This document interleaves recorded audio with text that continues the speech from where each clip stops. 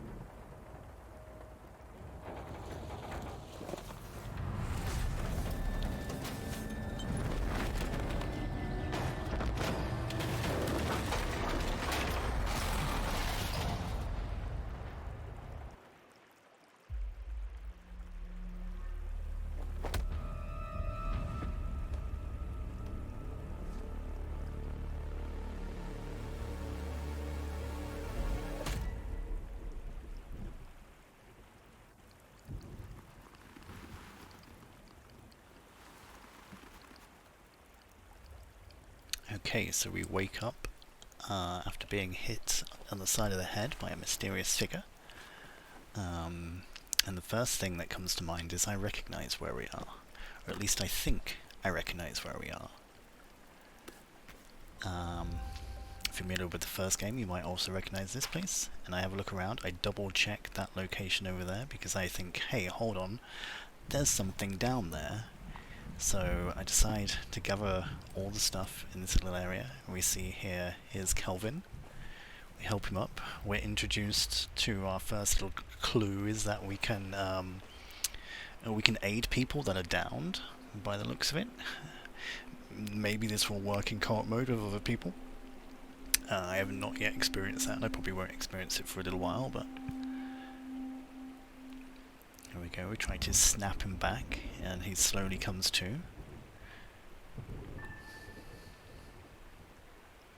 Which is pretty nice, and I think this is pretty clever. Right, straight away you're taught that this is how you interact with Kelvin and tell him what to do. So intuitive, not using many UI elements is a good job.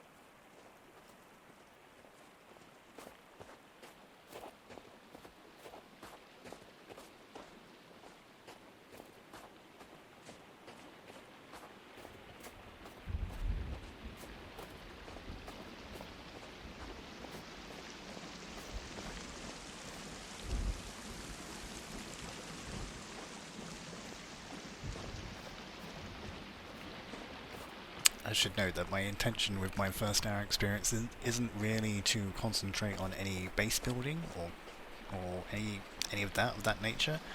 I think a lot of other people will be able to jump straight into that and experience that. What I kind of want to do is just explore and treat the game how I would probably play it myself. And the way I like to play these kind of games is to not really have a big crazy base. I like to have little tiny little outposts around the map, little small stations that I can leave a stock of supplies at. And yeah, I don't really do the whole massive bases thing, so I'll leave that for someone else to do a video about.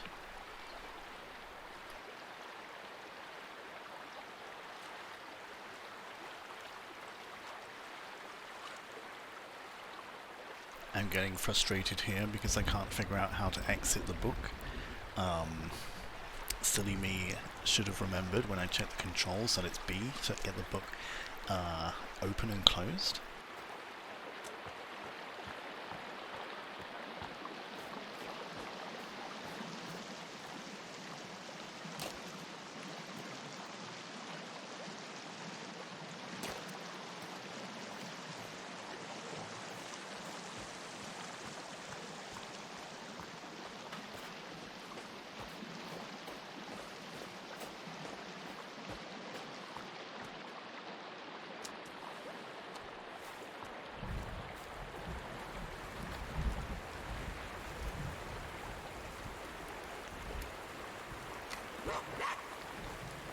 I think that was my first spooky noise. I decided not to go and check it out as, you know, I've only just entered the game, I have extremely low health, and a short stock of weapons and supplies, so I decided just to ignore it and keep moving on.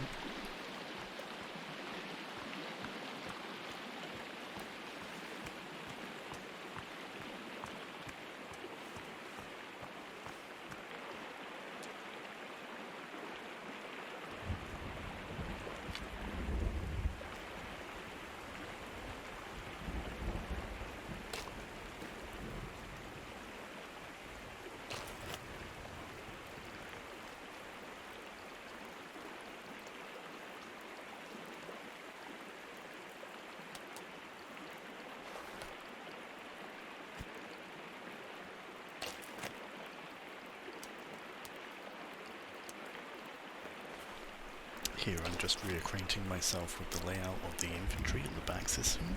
I like how large it is. That implies that there's going to be a lot more things to collect this time around, and possibly a lot more variations in what we can craft. So I'm looking forward to that. One thing I'm not too sure about though is the need to pan left and right, and also the need to open these little boxes at the top here.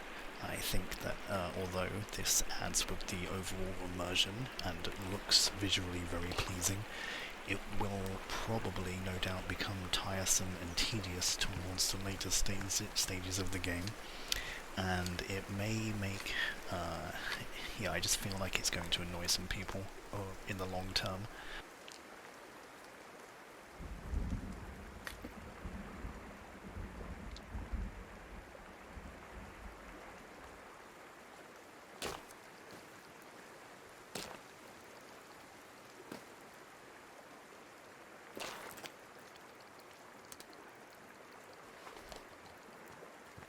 I decided to go for a little wander and just do a little bit of exploration. I'm going to not comment as much now and just pinpoint little bits here and there and just chip in when I feel the need, but for the most part now it will just be purely gameplay. Enjoy.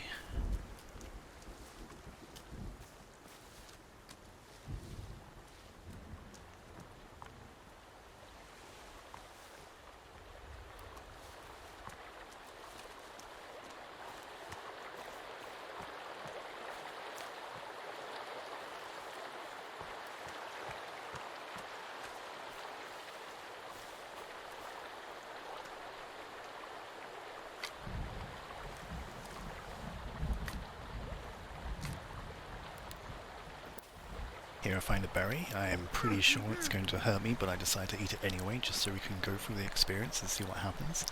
I'm pretty horrified by the Pac-Man eating icons. That's quite weird. I can't remember if the forest had similarly bad icons, and I understand that this is an early access title where certain parts of the game have certain priorities, but I feel like they absolutely could have done a much better job than you know, this pie chart eating icon.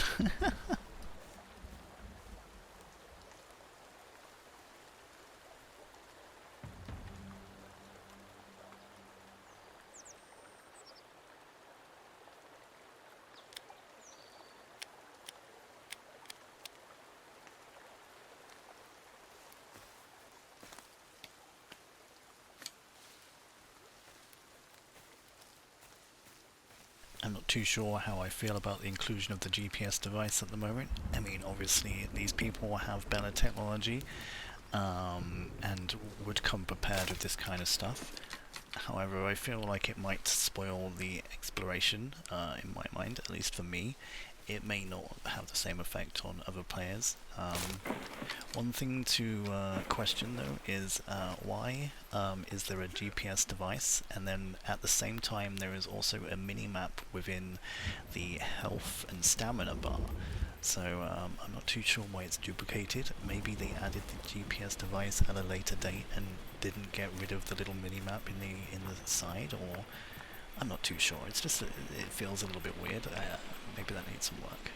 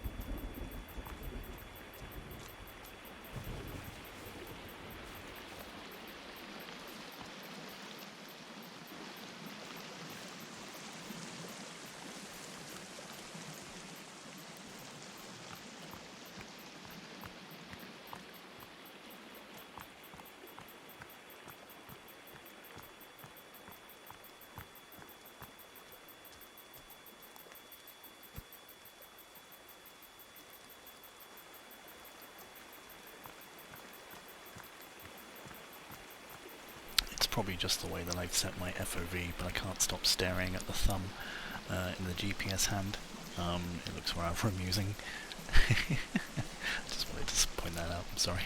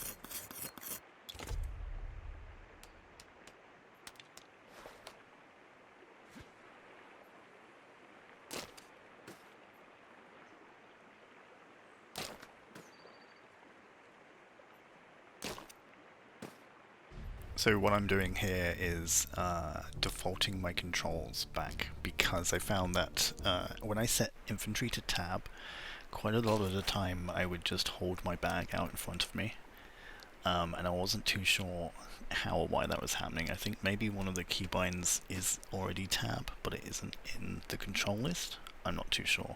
I couldn't figure it out, and it made me mad, so I just set it back to default and went back to pressing I for infantry. I am a big fan of these crafting animations so far. It looks like whoever was responsible for creating these put a lot of love and time and effort into them.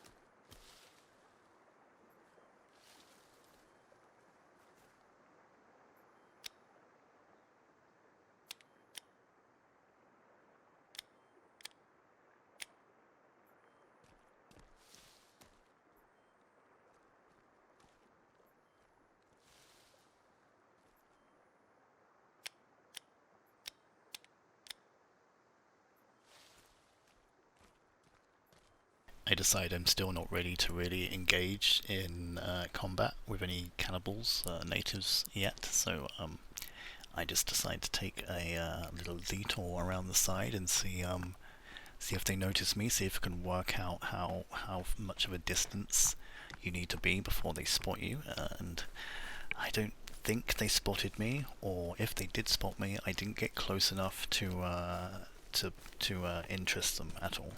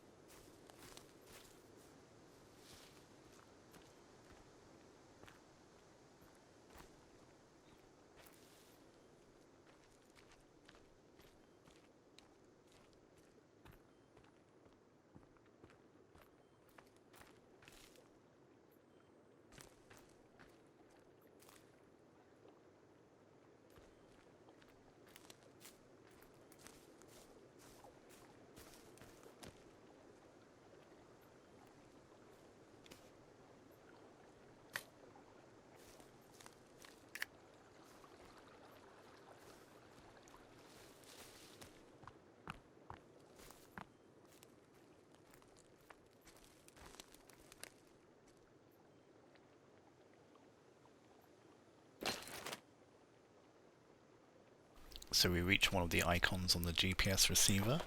It looks like it's indicating some kind of something that's buried here. I don't yet have access to a shovel, so I decide that maybe this is a good place for a temporary shelter, and maybe it's also a good place to test out some of Kelvin's instructions and see what he's capable of doing.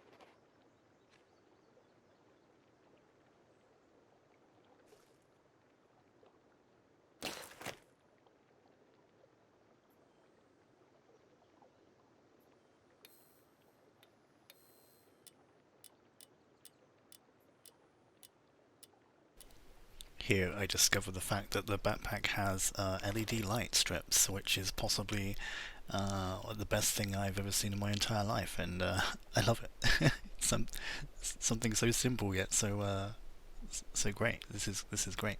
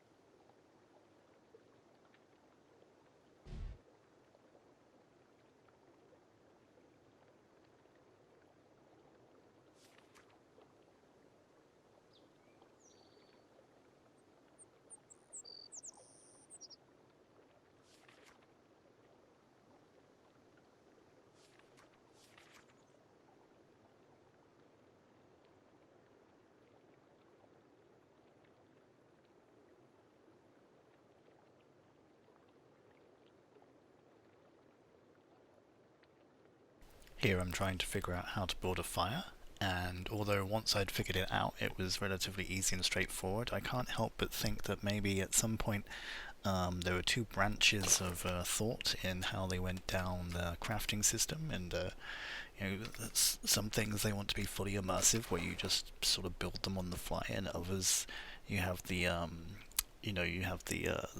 ghosted outprints of where you place stuff for things to build.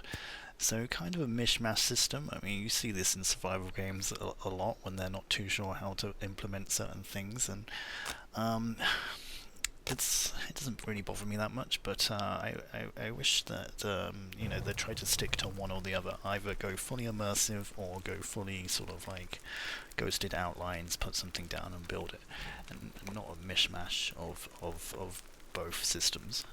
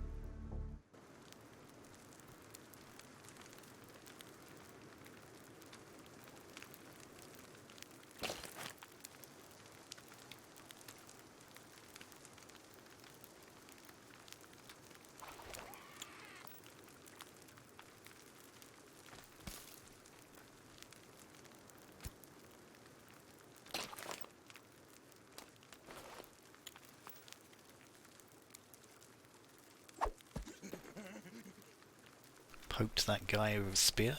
Felt pretty good, TBH. I think that's my first bit of combat there. Nice.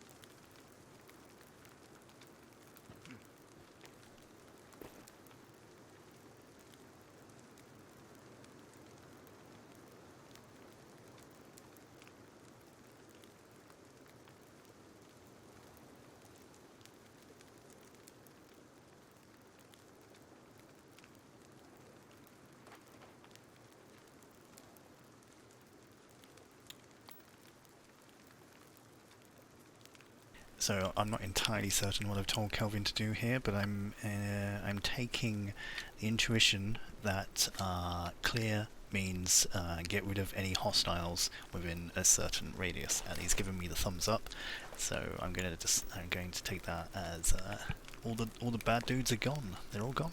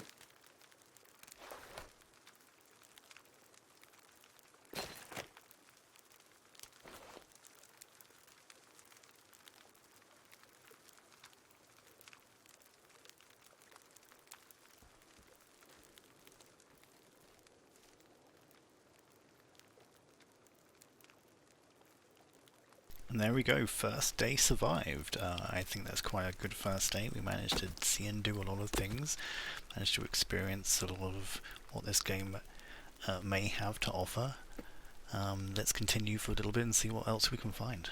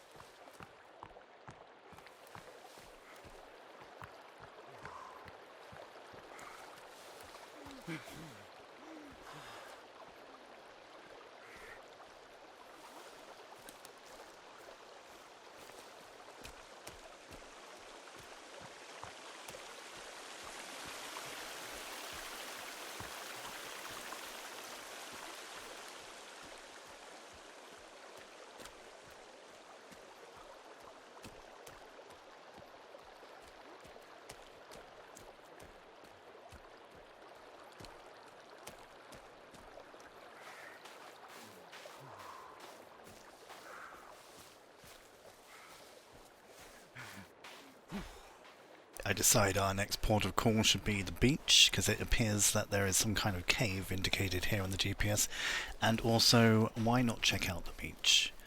It was a lovely part of the map in the first game, and I'm sure it's going to be a lovely part of the map in this game too.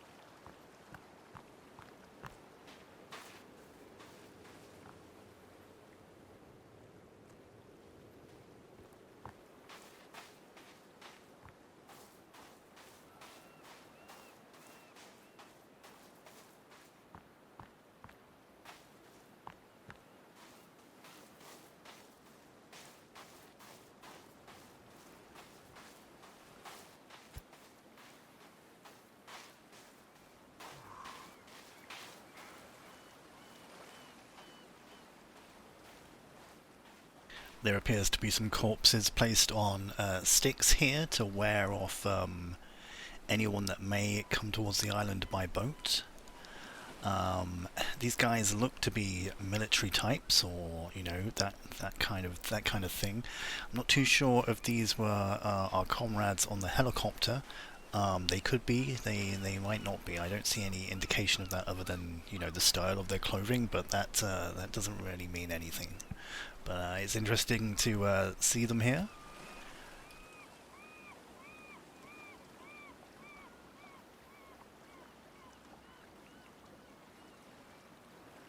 And this is just a great view. I absolutely love these kind of vistas on computer games, and both in real life. I love being near the water, being near the sea.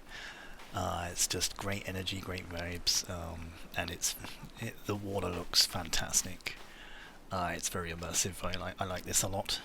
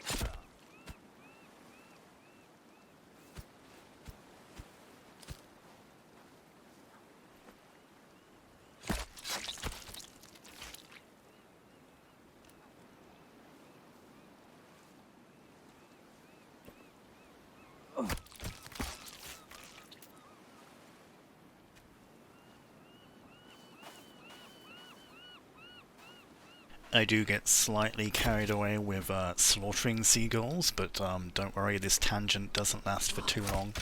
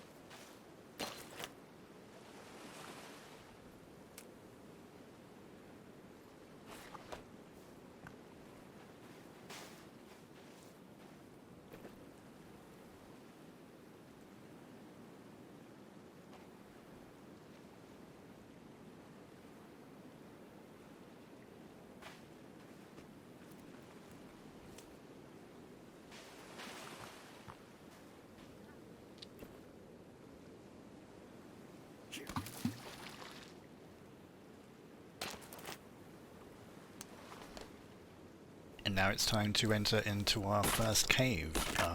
We've got a little bit of time to spare, so we'll check out this cave and see what kind of secrets it has to offer. We might not delve too deeply, we'll just go until we feel like we're running out of time, and then we'll come back out.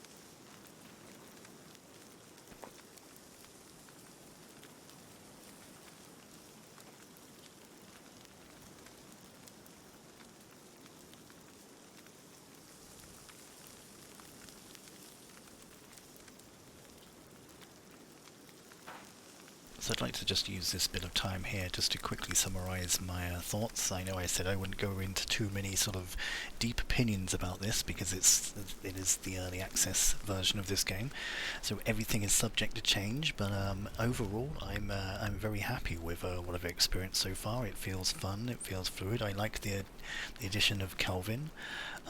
Some of the assets and some of the animations I think are a little bit underwhelming and a little bit disappointing. Even though this is an early access game, I feel like everything should be on par with the final version of the forest, and I feel like there's a couple of things here and there that are maybe subpar and a step backwards. There's not many, and most of them are inconsequential. Things like icons and tooltips and UI elements not being present. I don't think that ultimately matters because they will eventually be introduced and they will come and they will develop over time. But I expected them to already be there, to be frank, but it's not too much of a massive issue that they're not there. As long as their introduction is quick and swift, I don't see it being a problem at all. So yeah, I'm really happy with what I've experienced. I'm looking forward to playing it more and more. I'm not going to play it constantly. I'm going to wait until there's been a few updates and a few patches, and I'm just going to sort of like dip my toe in here and there and watch the other content creators, the much more skilled people out there, and see what their views and opinions are, and yeah, just develop it from there. So I hope you've enjoyed this video. This is literally the first video of this type that I've made. It's completely unscripted. I just kind of added the audio whilst watching the video, so that's why it doesn't all kind of fit and it's not coherent. But you know, I did enjoy making this video, so I'm going to work on some more. And then I think there's this little there's 2 minutes left of this footage, and then yeah, that'll wrap it up for the end. The reason I'm putting this outro here is because I neglected to leave any space for an outro at the end of the video, so that's why it's here. So enjoy the last 2 minutes of the video, and I'll see you next time.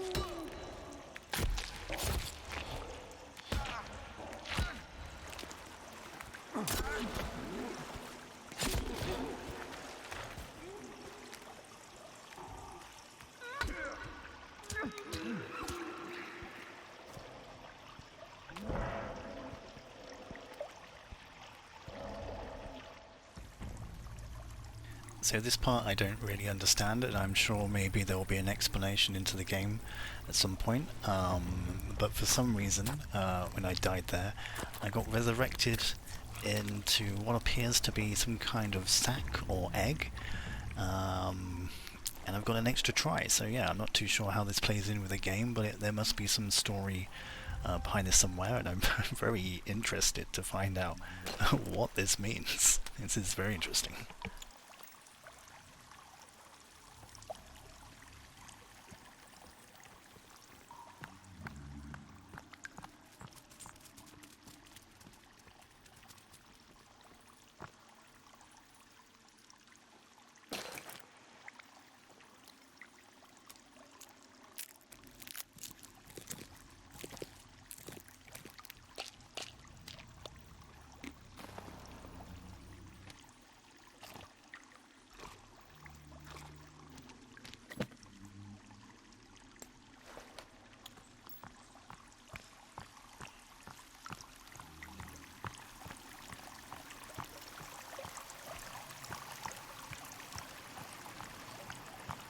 So yeah, again, I'd just like to say thank you for anyone who's managed to stick through the entire hour with me. Much appreciated. Thank you very much for that. If you have any ideas, thoughts, questions about the game, what would you like to see implemented? What do you think they've got right? What have they got wrong? Did I miss anything glaringly obvious at the start that I should have seen, or maybe some ideas for some future videos? Please. Don't be shy, feel free to let me know, and I mean, honestly, if you just think I should pack up, go home and never make a video again, or also just tell me, it's fine. Right, anyway, yeah, thank you very much for watching, have a great rest of your day, and yeah, see you all soon. Goodbye.